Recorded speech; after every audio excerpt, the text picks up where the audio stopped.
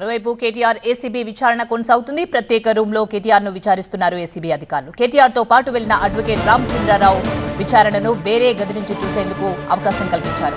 ముగ్గురు అధికారుల సమక్షంలో కేటీఆర్ విచారణ జరుగుతోంది. కేటీఆర్ని ముగ్గురు అధికారులు ప్రశ్నిస్తున్నారు. ACB joint director Ritiraju, ASP Narender, DSP Majid Khan ఈ ముగ్గురు కూడా విచారిస్తున్నారు. మొత్తం విచారణను ఏసీబీ డైరెక్టర్ తరుణ్ జోషి పర్యవేక్షిస్తున్నారు.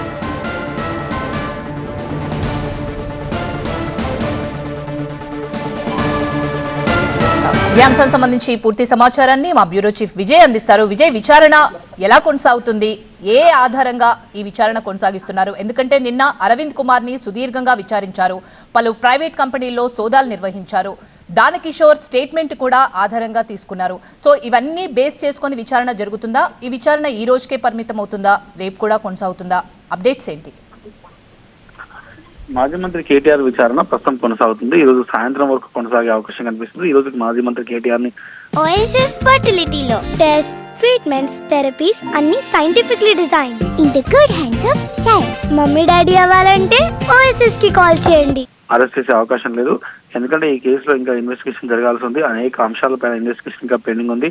ప్రస్తుతం దానకిషోర్ ఇచ్చిన స్టేట్మెంట్ తో పాటుగా దానకిషోర్ ఇచ్చిన స్టేట్మెంట్ తో పాటుగా అరవింద్ కుమార్ ఇచ్చిన స్టేట్మెంట్ అన్ని కూడా రికార్డ్ చేసినటువంటి ఏసీబీ అధికారులు మాజీ మంత్రి కేటీఆర్ కి 30 క్వశ్చన్లతో ఒక క్వశ్చన్ తయారు చేశారు. దీంట్లో అనేక ప్రశ్నలకు ఆయన సమాధానం చెప్పాల్సి ఉంటుంది. ఈ కేసులో ఆయన ప్రధానంగా ఎదుర్కొంటున్న ఆరోపణలు క్యాబినెట్ అప్రూవల్ తో పాటుగా ఫైనాన్స్ సెక్రటరీ క్లియరెన్స్ లేకుండా డబ్బులు ఏ రకంగా హెచ్ఎండిఏ నుంచి ఒక ఫార్ములా ఈవెస్ కంపెనీకి, ఫారెన్ కంపెనీకి పంపారన్న దానిపైన పెద్ద ఎత్తున విమర్శలు వస్తున్న నేపథ్యంలో దానిపైన ఆయన విచారణ ఎదుర్కోవాల్సి ఉంటుంది. దాంతో పాటుగా ఈ కేసులో ఇంకా ప్రధానంగా క్యాబినెట్ అప్రూవల్ లేదు, ఎలక్షన్ కమిషన్ పర్మిషన్ లేదు, ఎన్నికల్లో కోరుతున్న సమయంలో ఎలాంటి అగ్రిమెంట్ లేకుండానే రాష్ట్ర ప్రభుత్వ ఖజానాకు 55 కోట్ల నష్టం జరిగిందనేది పెద్ద అలిగేషన్. కాబట్టి దీనిపైన విచారణ అయితే జరగబోతుంది. విచారణ ప్రారంభమైంది. ముగ్గురు సభ్యులతో కూడిన ఏసీబీ బృందం విచారణ కొనసాగిస్తుంది. ఈ విచారణ సాయంత్రం వరకు కొనసాగే అవకాశం అయితే కనిపిస్తుంది.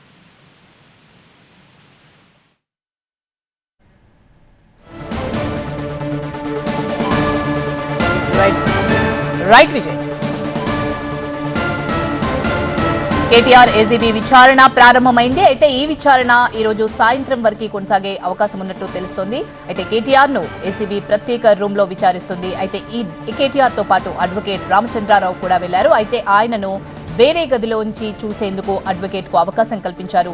ముగ్గురు అధికారుల సమక్షంలో కేటీఆర్ ను విచారిస్తున్నారు.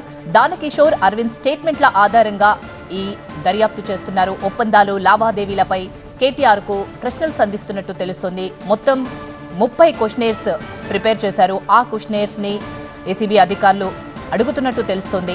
ఒప్పందాల్లో మున్సిపల్, హెచ్ఎండీ అధికారుల పాత్ర ఎంతవరకు ఉంది? అప్రూవల్స్ లేకుండా విదేశీ సంస్థకు నిధులు విడుదల చేయాలని ఎందుకు మీరు అధికారులను ఆదేశించారు వంటి ప్రశ్నలు అడుగుతున్నట్టు తెలుస్తోంది. అయితే ఈ దర్యాప్తు ఏదైతే ఇంట్రాగేషన్ ఉందో ఇదంతా కూడా సాయంత్రం వరకు అయ్యే అవకాశం ఉన్నట్టు తెలుస్తుంది. బిజినెస్ రూల్స్ ఉల్లంఘన, హెచ్ఎండిఏ రూల్స్ ని కూడా ఉల్లంఘించారు. ఆర్బీఐ అనుమతి లేకుండా చెల్లింపులపై కూడా ఏసీబీ ప్రశ్నిస్తోంది. ఏసీబీ ఆఫీస్ లో సెకండ్ ఫ్లోర్ లో కేటీఆర్ విచారణ కొనసాగుతుంది. ముగ్గురు అధికారుల సమక్షంలో కేటీఆర్ ను విచారిస్తున్నారు. కేటీఆర్ ని ACB joint director Ritiraju, ASP Narender, DSP Majid Khan ఆధ్వర్యంలో ఈ విచారణ జరుగుతుంది. మొత్తం ఈ విచారణను ఏసీబీ డైరెక్టర్ తరుణ్ జోషి పర్యవేక్షిస్తున్నారు.